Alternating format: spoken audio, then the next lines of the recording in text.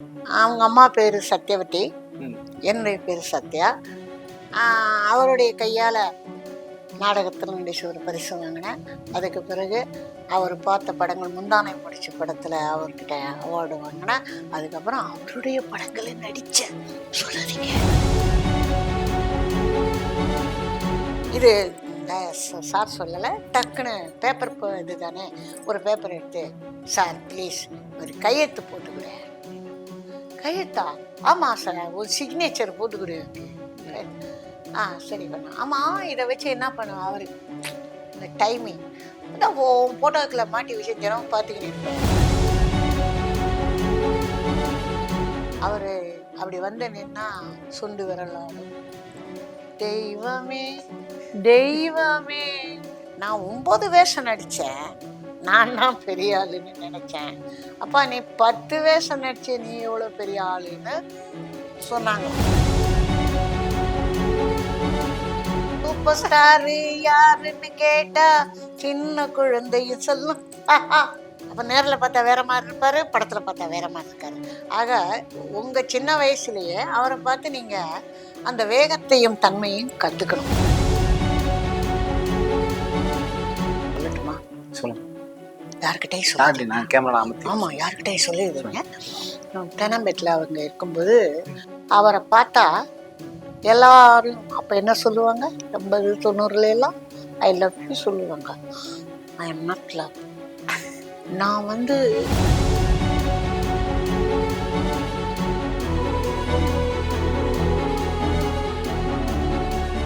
பெரிய வணக்கம். ஸோ இன்னைக்கு நம்ம கூட யார் இணைஞ்சிருக்காங்க பார்த்தீங்க அப்படின்னா, கலைமாமணி விருது வாங்கின பசி சத்யா மேம் அவங்க தான் நம்ம கூட இணைஞ்சிருக்காங்க. மேம் வணக்கம் மேம், நல்லா இருக்கீங்களா? வணக்கம். வணக்கம். ரொம்ப அமைதியா இருக்கீங்களே. எனக்கு முகம் கொடுத்த அன்னைக்கும் முகவரி தந்த கலைத்தாய்க்கும் முதற்கண் வணக்கம். ஸோ இப்போ வந்து நான் உங்ககிட்ட வந்து சில செக்மெண்ட்ஸ் நிறைய பேரோட நீங்க வந்து நடிச்சுட்டு வந்திருக்கீங்க. ஸோ ஒவ்வொருத்தருடைய போட்டோஸ் நான் காட்டுறேன். ஸோ அவரோட மிகப்பெரிய பிளஸ் என்ன, அவரோட நீங்க ஒர்க் பண்ண விஷயம், ஸோ அவர்கிட்ட இந்த விஷயங்களை நான் பார்த்தேன், இவர்னால வந்து இந்த மாதிரியான மாற்றங்கள்லாம் வந்திருக்கு அப்படின்னு நீங்க சொல்ல போறீங்க. மாற்றங்கள் சொல்ற அளவுக்குலாம் நான் பெரிய ஆள் இல்லை. ஏன்னா சினிமா துறையில வந்து எல்லாரும் இருக்காங்க, அவங்களோட நம்மளும் வேலை பார்த்துருக்கோம். எம்ஜிஆர் அவர்கள் ஏழைகளுக்காக வாழ்ந்தவர், ரிக்ஷாக்காரனாக இருந்தவர், வள்ளலாக வாழ்ந்திருக்கிறார், தனி ஒரு மனிதனாக ஒரு கட்சியை தொடங்கி ஆட்சியை பிடித்து எல்லாருடைய மனதில் இதயத்தில் நீ இதய தெய்வம் அப்படின்னு இருந்திருக்கிறாரு. எனக்கு தெரிஞ்சு அவர் வந்து வள்ளல் அப்படின்னு, அதாவது கடையேழு வள்ளல்களில் பாரி ஓரி அந்த மாதிரி இருக்கிறதுல இவரும் ஒருவர் அப்படின்னு பெரியவங்கெல்லாம் சொல்ல கேள்வி. அடியேன் செய்த பாக்கியம். அடியேன் மீன்ஸ் சத்யா. அவங்க அம்மா பேரு சத்யவதி, என்னுடைய பேரு சத்யா. அவருடைய கையால நாடகத்தில் நடிச்சு ஒரு பரிசு வாங்கினேன். அதுக்கு பிறகு அவர் பார்த்த படங்கள் முந்தானை முடிச்ச படத்துல அவர்கிட்ட அவார்டு வாங்கினேன். அதுக்கு பிறகு இன்னும் 2 படங்கள். அதுக்கப்புறம் அவருடைய படங்களை நடிச்சேன். சொல்லாதீங்க. 2 படம் நேற்று 2 நாளை உண்மை குரல் இதெல்லாம் நான் நடிச்சேன். பெரிய வாய்ப்பு. அதனால நான் முதல்ல நீங்க ஆரம்பிச்சதே அவர்கிட்டதான் அப்படின்றதுனால நாங்க அவரோட போட்டோ காமிச்சிருந்தோம். யாருக்குமே தெரியாத விஷயம் அவரை பத்தி, நான் அவர்கிட்ட வந்து இந்த விஷயத்த கத்துக்கிட்டேன் அப்படின்னா என்ன விஷயம் இருக்கு நம்ம எம்ஜிஆர் அவர்கிட்ட? அப்படி இல்லை, நிறைய விஷயங்கள் இருக்கு. நேரம், அதாவது ஒவ்வொருத்தரையும் சிறு மனிதனாக இருந்தாலும் அவங்கள மதிக்கிறது, மரியாதை கொடுக்கறது. அதுக்கு அப்பாற்பட்ட அவங்க பசியோட வர்றாங்கன்னா அவங்க வீட்டுல உட்கார வச்சு சாப்பாடு போடுறது. சாப்பிட்டியா, சாப்பிட்டுட்டியா, முதல்ல அது. அதுக்கு பிறகு அவங்க யாரு என்னன்னு தெரிஞ்சுக்கிட்டு அவங்களுக்கு என்ன தேவையோ அதை செய்து நம்ம தமிழ்நாட்டுக்காகவும் நிறைய சந்திச்சு நிறைய சாதித்தவர். Super ma'am. இப்ப நீங்க சொன்னீங்க நேரம் தவறாமை, மக்களுக்கு நல்லது செய்யறவரு, இப்படிலாம் எம்ஜிஆர் சொல்றீங்கல்ல. சோ இதே மாதிரி பண்புள்ள நபர் அடுத்து இந்த தமிழ் சினிமா இண்டஸ்ட்ரியில இன்னொரு நபர் இருக்காங்கன்னா அது யார் அப்படின்னு சொல்லல. அப்ப வாழ்ந்தவங்கள்ல பெரிய ஜாம்பவான்கள்ல நீங்க இப்ப சொல்லணும்னா, நான் இப்ப கையாட்டி பேசுறேன், அவரு அப்படி வந்து நின்னா சுண்டு விரலாடும், மீசை துடிக்கும், புருவம் ஏறும். தெய்வமே தெய்வமே நன்றி சொல்வேன் தெய்வமே. யாரு சொல்லுங்க? சிவாஜி கணேசன் ஐயா, செவாலி அவர்கள். அவர் வாழ்ந்த காலத்துல நம்மளும் நீங்க சின்ன பிள்ளை, நாங்களும் இருந்திருக்கோம். நீங்க அந்த படமெல்லாம் பாருங்க. அந்த பாட்டு ஒண்ணு போதும். இந்த ஒரு பாடல்ல அவர் மாடி ஏறி போய் கீழே வந்து நின்று நடிச்சு, அது மாத்திரம் இல்லாம அற்புதமான விஷயம், அவர் மேக்கப் போட்டுக்கிட்டே இருப்பாரா. அன்னைக்கு நடக்கிற சீனுடைய டயலாக சொல்லிக்கிட்டே இருப்பாங்களாம். அவர் வாங்கி படிக்கிறது இல்லையா, சொல்லிட்டு இருப்பாங்களாம். இந்த சிவாஜி சார். ஆமா, மேக்கப் ரூம்ல இந்த சீன் நடக்க போகுது, என்னென்னது டயலாக்ஸ், இது வரும், இதை நீங்க பேசுங்க, அதுதான் அவ்வளையும் வாங்கிட்டு மறுபடி மானிட்டர் பார்த்து ஒரே டேக்ல நடிப்பாராம், மிக பிரம்மாண்டமா. அவரு சொன்னாராம் ஒருத்தரை, நான் 9 வேஷம் நடிச்சேன், நான் தான் பெரிய ஆளுன்னு நினைச்சேன், அப்பா நீ 10 வேஷம் நடிச்ச, நீ எவ்வளவு பெரிய ஆளுன்னு சொன்னாங்களாம். நிறைய விருதுகளை வாங்கினாலும் தன்னடக்கத்தோட பல இடத்துல நடந்துக்கிட்டாரு அப்படின்னு சொல்லுவாங்க. அவரு கூட படிக்காத பண்ணையார் அப்படின்னு ஒரு படம், இன்னொரு படம், துணை, 2 3 4 படம் நடிக்கிறதுக்கு எனக்கும் ஒரு வாய்ப்பு கிடைச்சது. அதாவது என்ன சொல்லுவாங்க, பெரியவங்க வாயில வாழ்த்துறது பெருசுன்னு. அவ்வளோ பெரிய சிவாஜி ஐயா அவங்க, நல்லா இரு, நல்லா நடிக்கிற, அப்படி நடிக்கிறேன், நல்லா நடிக்கிற அப்படின்னு பாராட்டு வாங்கினேன், கிடைச்சது. நான் ஆக்சுவலா அடுத்து அவரை தான் நான் எடுத்து வச்சிருந்தேன். அட்வான்ஸா சொல்றேன், அவரே பேசி அப்படி நின்று. அதாவது அன்னைக்கு வந்து சொல்லுவாங்க, வரி, வட்டி, கிரை, கிஸ்தி, யாரிடம் கேட்கிறாய் வரி, எவரிடம் கேட்கிறாய் கிஸ்தி, எங்களோடு வயலுக்கு வந்தாயா, ஏற்றம் இறைத்தாயா, நாட்டு நட்டாயா, கழனி வாழ் உழவருக்கு கஞ்சி கலையம் சுமந்தாயா, அல்லது அங்கே கொஞ்சி விளையாடும் எங்குல பெண்களுக்கு மஞ்சள் அரைத்து கொடுத்தாயா, மானங்கெட்டவனே, யாரை கேட்கிறாய் வரி, எவரை கேட்கிறாய் கிஸ்தி அப்படின்னு. அந்த காலத்துல பள்ளிக்கூட பிள்ளைங்க எல்லாம் பரீட்சைக்கு முன்னாலே இந்த பாடத்தை பாடம் பண்ணி மேடையில பேசி நடிச்சு விருதுகள் வாங்கினாங்களாம். அப்ப நானும் இல்ல அப்படி அதையும் நானும் அப்போ சொல்லிக்கிட்டு இருப்பேன். அடுத்ததா வந்து நான் இவரை பத்தி கேட்டே ஆகணும். Super star. என்ன கண்ணா நீ யார பத்தி கேட்டுக்கிற? நான் ஒரு தடவை சொன்னா 100 தடவை சொன்ன. சூப்பர் ஸ்டார் ரஜினியை பார்த்து அதை போட்டோ காமிச்சு இவர் யாருன்னு கேட்டா என்ன நியாயம்? நல்லவனுக்கு நல்லவன், எங்கேயோ கேட்ட குரல் ஞாபகம் இருக்கா? இருக்கு. ஒரு திறமையான ஒரு நல்ல நடிகர், நல்ல மனிதர், வேகமானவர். அந்த வேகத்தை நீங்கெல்லாம் கத்துக்கணும் எல்லாருமே. அவ்வளவு வேகம், எதுவா இருந்தாலும் கரெக்டா நாம நடத்தணும், நடத்தி காட்டணும் அப்படிங்கிற எண்ணம் உள்ள நல்ல மனிதர். அவரோட நல்ல நிறைய, இன்னும் கேட்டா நாங்க முதல்ல தேனம் பெற்றிருந்தோம்.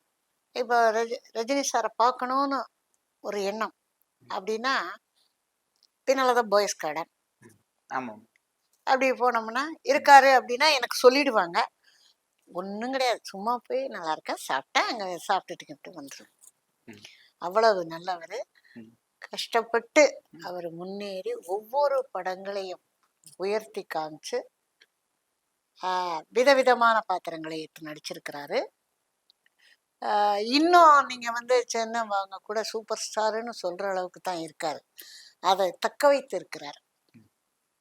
அப்ப நேரில் பார்த்தா வேற மாதிரி இருப்பாரு, படத்துல பார்த்தா வேற மாதிரி இருக்காரு. ஆக உங்க சின்ன வயசுலயே அவரை பார்த்து நீங்க அந்த வேகத்தையும் தன்மையும் கத்துக்கணும். கண்டிப்பா. எனக்கு வந்து என்ன ஒரே ஒரு கேள்வி உள்ள ஓடிட்டே இருக்கும். எங்க தாத்தா பாட்டி சூப்பர் ஸ்டார்னு கொண்டாடினாங்க, ஓகே. எங்க அப்பா அம்மாவும் சூப்பர் ஸ்டார்னு கொண்டாடினாங்க, நானும் சூப்பர் ஸ்டார்னு கொண்டாடினேன். இன்னைக்கு என் ஃப்ரெண்டோட பையனும் சூப்பர் ஸ்டார் அப்படின்னு ஆமா, அவங்க சின்ன குழந்தை சூப்பர் ஸ்டார் யாருன்னு கேட்டா சின்ன குழந்தையும் சொல்லும் அப்படின்னு வர்றதுக்கு அவர் ஒருத்தர் தான் இருக்காரு. எப்படி 4 தலைமுறைகளை வந்து அவர் வந்து சூப்பர் ஸ்டாரா இருக்காரு. அதுதாங்க, அதாவது தன்னம்பிக்கை. தான் எடுத்த அந்த வேலையை வந்து திறம்பட செய்யணும். ஆஹ் தனிப்பட்ட விஷயங்கள் வேற. ஆனா இந்த கலைத்துறையில வந்து அவர் வேகமா வளர்ந்து கஷ்டப்பட்டதை எல்லாம் கொண்டு வந்து அதுக்கு மேல உயர்த்தணும், உயரணும், உயர்ந்த இடத்துல இருக்கிறாருன்னா கடவுள் அவருக்கு அந்த ராகவேந்திரர் அவருக்கு வந்து அருளை கொடுத்திருக்கிற உங்க தாத்தா, பாட்டி, சித்தப்பா, பெரியப்பா, நீங்க இப்ப நாளைக்கு உங்க புள்ள. ஓகே. ஓகே, அடுத்து இவரை கேட்டுட்டா இவரை நான் கேட்காம இருக்கவே முடியாது. ஸோ இவர்கிட்ட இருந்து இன்னைக்கு சினிமாக்காரங்க அவ்வளோ பேர் வந்து இவ்வளோ இவ்வளோ பார்க்காம இவரோட படங்கள் பார்க்காம போயிருக்க மாட்டாங்க. ஸோ அப்படி ஒரு நபர் கமல் சார். அம்மாவும் நீயே அப்பாவும் நீயே அன்புடனே ஆதரிக்கும் தெய்வமும் நீயே. இப்படிதான் அவர் வந்தாரு களத்தூர் கண்ணமால. அந்த பாட்டு பாடாதவங்க யாரும் இருக்க மாட்டாங்க. அதுக்கப்புறம் அவருடைய உண்மையை சொல்லட்டுமா? சொல்லுங்க. யாருக்கிட்டையும் சொல்லி நான் கேமரா அமர்த்தி. ஆமா, யாருக்கிட்டையும் சொல்லிடுவீங்க. தெனாம்பேட்டில் அவங்க இருக்கும்போது சங்கன் டிவிஷன் ஒரு இடம் இருக்கு. ஸோ அவங்க வீட்டுக்கு பக்கத்துல, அதுல இருந்து கொஞ்சம் தூரத்துக்கு போனா எங்க வீடு. இப்ப எனக்கு என்ன வேலை கேட்டீங்கன்னா, அப்படியே நடந்து அப்படியே ஆழ்வார்பேட்டை வரை வந்தாக்க இவர் வந்து அந்த சாங்கன் டிராமா டிவிஷனை ஒரு ப்ரோக்ராம் பண்ணுவாங்க. அவருடைய போஸ்டர் டான்ஸ் போஸ்ட்ல இருக்கும், அங்கெல்லாம் ஒட்டி இருப்பாங்க. போய் அங்கேயே நின்றுடுவேன் நான் பார்த்துக்கிட்டேன். சரி, எப்படி ஆடுறோம் இந்த பையன், எப்படி களத்தூர் கண்ணமா, எப்படி போஸ், எப்படி இதெல்லாம் பாக்குறது. அப்போ சாங்கன் டிராமா டிவிஷன்ல ஒரு தரம் அந்த ப்ரோக்ராமை நான் பார்த்துட்டேன். அதுக்கப்புறம் நம்ம வந்து ஒரு ஏதோ ஒரு நாடகங்கள் அது இது நடிச்சோம். இப்படி ஒரு நடிகர் இருக்கிறாருங்கிறது அவர் அப்படியே வந்ததுக்கு அப்புறமேல இந்த பசி படத்துல ஏதோ ஒரு ரோல் நான் நடிக்கிறது கேட்டா, அதாவது என்ன சொல்லுவீங்க, அவரை பார்த்தா எல்லாரும் அப்ப என்ன சொல்லுவாங்க, 80, 90 எல்லாம் ஐ லவ் யூ சொல்லுவாங்க. I am not love. நான் வந்து அவரை வந்து பக்தியோட பார்க்குறேன், பாசத்தோட பார்க்குறேன், பரவசத்தோட பார்ப்பேன். எப்படின்னா வியந்து பார்ப்பேன். இவருக்குள்ள இத்தனை இருக்குது, அதை வெளிக்கொண்டு வர்றது பெரிய விஷயம். அப்படிப்பட்ட ஒருத்தர் கூட அவருடைய ஃபேனா பசி படத்துல நான் நடிச்சு அவரையே நேரா பாக்குறதுக்கு ஒரு வாய்ப்பு கிடைச்சு, எந்த இடத்துல அவர் போஸ்டரை பார்த்தனோ அங்கேதான் பக்கத்துல வீடு. ஸோ அந்த கேட்ல போய் நின்று, சார் உங்களை பார்க்கணும், சார் உங்களை பார்க்கணும்னு. அப்புறம் சாருகாசன் சார் அப்படி யதார்த்தமா வர இல்லை விரட்ட இல்லை, அப்புறம் இவர் வந்ததுக்கு அப்புறமேலு எப்படி சார் நடிச்சிங்க அப்படி இப்படி கேட்டுட்டு, சரி அப்படி புறப்படும் சார், நல்லா நடிச்சதால ஒரு பாக்கியம் சார் சொல்லிட்டு, சார் ஒரு சின்ன ஹெல்ப் பண்ணு, என்ன வேணும் அப்படின்னாரு. அவர் என்ன, அவரும் இது சீனுன்னு தெரியும், இந்த டைலாக் எல்லாம் கிடையாது. நானா ஒரு ஹெல்ப் பண்ணணும் அப்படின்னு. இல்ல இந்த கல்யாணராமனுக்குத அதுல எப்படி சார் உன்னுடைய அதெல்லாம் எப்படி சார் அத்தை காணோம் அப்படின்னு. உடனே அப்படியா அப்படின்னு அப்படி திரும்பி அதை வச்சு, ஐயோ வந்துச்சு, சரி சார் தேங்க்ஸ் வரப்பட்டு வரேன்னு. இது சார் சொல்லலை, டக்குன்னு பேப்பர் இது தானே, ஒரு பேப்பர் எடுத்து, சார் ப்ளீஸ் ஒரு கையெழுத்து போட்டுக்கூட. கையெழுத்தா? ஆமா சார், ஒரு சிக்னேச்சர் போட்டுக்கொடு அப்படி. சரி பண்ண. ஆமா, இதை வச்சு என்ன பண்ணுவேன், அவரு இந்த டைமிங் அதான் போட்டோக்குள்ள மாட்டி வச்சு தினமும் பார்த்துக்கின்னு இருப்பேன். அப்ப தேங்க்ஸ் அப்படின்னு அவர் உடனே தேங்க்ஸ் தேங்க்ஸ் எப்படிங்க தேங்க்ஸ், அவரு தேங்க்ஸ் அவர் சொல்லும்போது. ஸோ அவ்வளோ பெரிய ஒரு தசாவதாரம். அவரு கூட ஒரு பொடிசு நானும் நடிச்சிருக்கிறேன்ப்பா. அந்த ஒரு இன்னும் கேட்டாக்க உங்க வீட்டுல எல்லாருமே நான் ஒரு சின்ன திரையில லைவ்ல ஒரு ப்ரோக்ராம் பண்ணேன். ம். வயலும் வாழ்வு மாதிரி ஒரு ப்ரோக்ராம். ஒருத்தவங்க பாடுவாங்க. ம். அவங்க பாடி முடிச்சோடனே நாங்க டயலாக் பேசணும். லைவ் ட்ராமா இது. ம். அந்த பாட்டுக்கு வாயசைக்கணும், ஓகே. அப்புறம் டயலாக் பேசணும். இது லைவ்ல போயிட்டு இருக்கு. இப்போ அங்கே வீட்டில் ம். அவங்க அப்பால இருந்து, சாருடைய அப்பால இருந்து ம். அக்கா, சுஹாசினி மேடம் எல்லாரும் அது பார்த்துருக்காங்க. ஏன்னா அப்போ வந்து உங்களுக்கு இத்தனை சேனல்கள் கிடையாதுல்ல. எந்த ப்ரோக்ராமு யாரோ ஒரு இது பாடுறாங்க நடிக்கிறாங்க அப்படின்னு. ம். அதுக்கப்புறமேலு நம்ம இதெல்லாம் பண்ணதுக்கு அப்புறமேலு ஒரு தடவை பார்த்து அது எப்படி நீங்க நடிச்சீங்க, வீட்டுக்கு கூப்பிட்டு சாப்பாடு போட்டு அனுப்பி மன்னி வந்து ரொம்ப உசுரு சரகாசன் சாருடைய மேடம் சுஹாசினி madam. எல்லாருக்கும் பாக்கியம். அந்த கமல் சார் கூட தூங்காத தம்பி தூங்காத, அப்புறம் அது இது இப்படியெல்லாம் நடிச்சு அந்த ஒரு பெரிய பத்மஸ்ரீ கூட நானும் ஒரு சின்ன ஆர்டிஸ்ட் நடிச்சேன், இருந்திருக்கேன். நடிச்சேங்கிறது இன்னும் நடிக்கணும். ஆக நம்முடைய திரை உலகத்துக்கு கிடைச்ச ஃபர்ஸ்ட் பெரிய ஒரு உயர்ந்த மனிதர் சிவாஜி சார். அப்புறம்லாம் நிறைய இருக்காங்க. அதுக்கப்புறம் எந்த பாத்திரம் எடுத்தாலும் ஜொலிக்கிற ஒரு தசாவதாரம் நம்ம கமல் கமல் சார். சூப்பர். நீங்க எந்த பாட்டை எடுத்தாலும் எந்த படம் எடுத்தாலும் உன்னிப்பா பார்க்கணும். பார்த்தீங்கன்னா எல்லா படத்துலையுமே அவருடைய உழைப்பு தெரியும். சின்ன பாட்டுல கூட சரி, சின்ன சின்ன ஆக்ஷன்ஸ் கூட. ஆக நமக்கு கிடைச்ச பொக்கிஷம். அந்த பொக்கிஷத்துல ஒரு தூணு நான். Super ma'am. நான் வந்து கமல் சார்னு ஒரு வார்த்தை சொன்னேன், கிட்டத்தட்ட அவ்வளவு விஷயங்கள் நீங்க நிச்சயமா நிச்சயமா இவங்க கூட எல்லாம் இருக்கும்போது நானும் இருந்திருக்கேங்கிறது. நானும் ஒரு பெரிய ஆள். சூப்பர். ஸோ நெக்ஸ்ட் இவரை பத்தி நான் கேட்டே ஆகணும். ஸோ இவரு நிறைய பேத்துக்கு பிடிக்காது, எங்க அம்மாக்கெல்லாம் பிடிக்காது. இவன் ஏதாவது பண்ணணும்டா அப்படிலாம் சொல்லுவாங்க. அந்த அளவுக்கு இவரோட நடிப்பு இருந்திருக்கு. ஸோ நம்பி இவர் சொல்லி அவங்க 2 பேரும் நாடக கம்பெனில இருந்தவங்க அப்படின்னு சொன்னாங்கப்பா, அவரே சொன்னது. சூப்பர். ஆக உங்களுக்கு இப்ப பயம் வரக்கூடாது.